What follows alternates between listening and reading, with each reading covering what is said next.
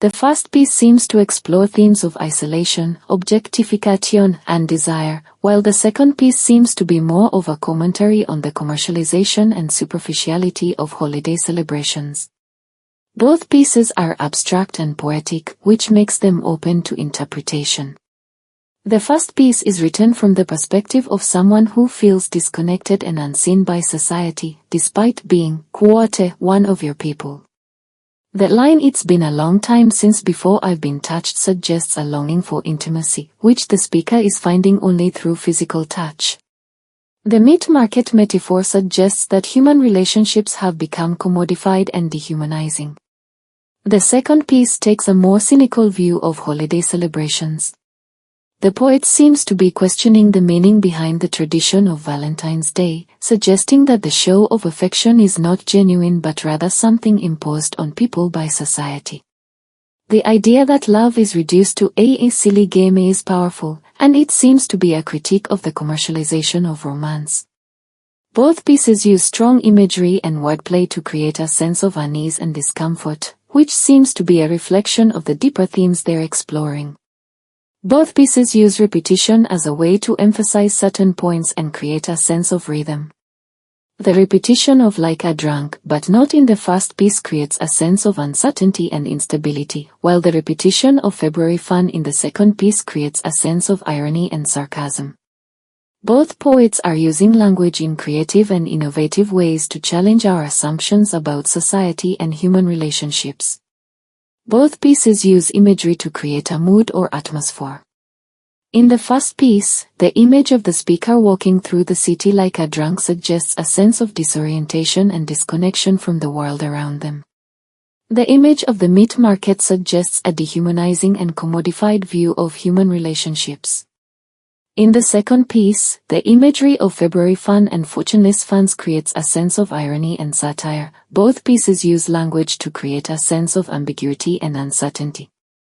In the first piece, the repetition of "but not" creates a sense of contradiction and instability that mirrors the speaker's feelings of isolation and disconnection.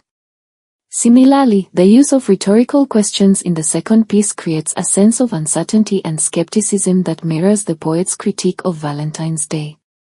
Both poets are using language in a way that reflects the complexity and ambiguity of human experiences. Both pieces engage with larger social and cultural issues.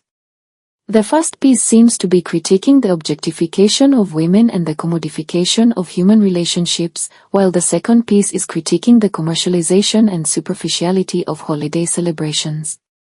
Both poets are using language to engage with broader issues of gender, sexuality, and consumerism.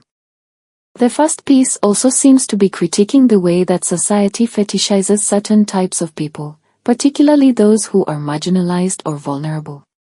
The speaker's description of themselves as "one of your people" suggests that they are part of a larger group of people who are not being seen or valued by society. This critique is particularly powerful in light of the meat market metaphor. This idea of addiction and desire can also be seen in the line "There's a meat market down the street, the boys and girls watch each other eat," which suggests that human relationships have become a kind of spectacle or performance, rather than a genuine connection. This critique of the commodification of desire is particularly poignant. The second piece seems to be critiquing the way that holiday celebrations can be used to perpetuate social hierarchies and exclusion.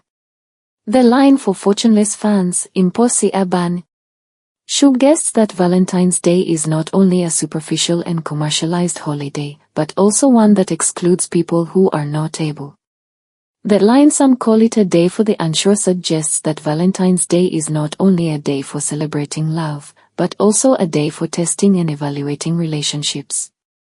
This idea of uncertainty and doubt is particularly powerful in light of the poem's critique of the superficiality of holiday celebrations. The poet seems to be suggesting that Valentine's Day is also a day for evaluating and judging the worthiness of relationships. The idea that "are the recipients really touched" suggests that the gifts and expressions of love are not genuine, but rather a performance or a test of the strength of the relationship. The use of the word "recipients" is striking, as it suggests that the people receiving gifts are not truly receiving love. It's a statement about the commercialization of love and relationships. By focusing on the idea of recipients rather than lovers or partners, the poet is highlighting the transactional nature of holiday celebrations and the way that they reduce human relationships to a simple exchange of gifts and gestures.